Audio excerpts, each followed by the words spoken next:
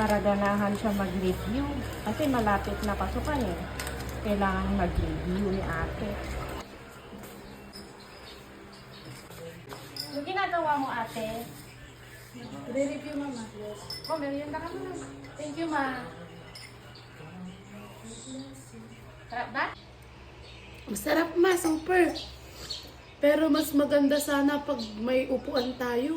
Para di ako mas nahihirapan magsulat. Magtiwala lang tayo, nak. Malay mo, someday, bibiyayaan din tayo ni Lord. Opo, ma. Basta, nak, magsipag lang tayo, ha. Tapos, magpasalamat tayo kay Lord kung anong meron tayo ngayon. Opo, ma.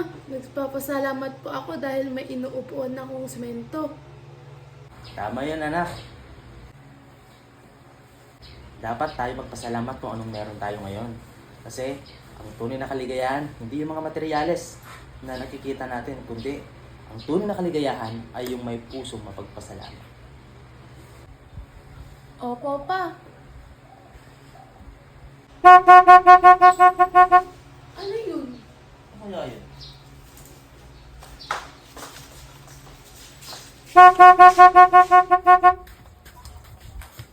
Wow!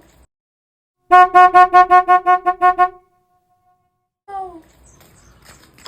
Wow!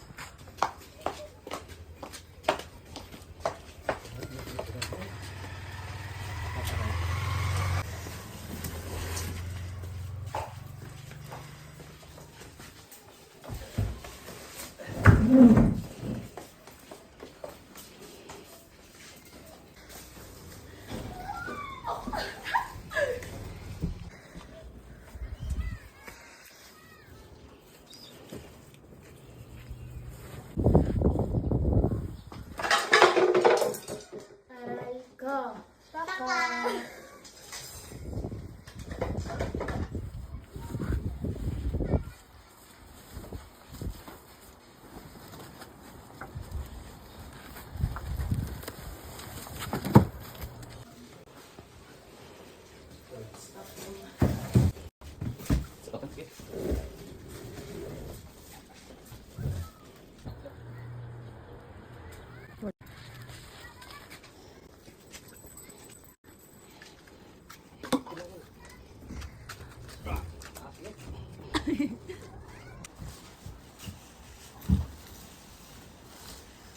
Grabe, no? Wala kaming ibang masabi, kundi thank you, Lord.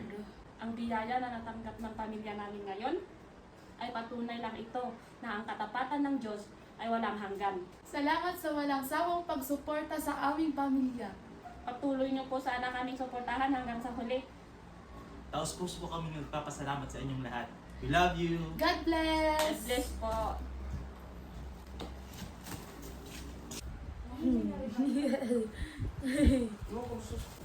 Nak! Nananaginip ka? Saan yung upuan, ma? Anong upuan? Anong upuan? Wala tayong upuan, di ba ito upuan natin? Ay nako, panaginip nga na lang. Nananaginip ka, nak. Tara na. Oo nga.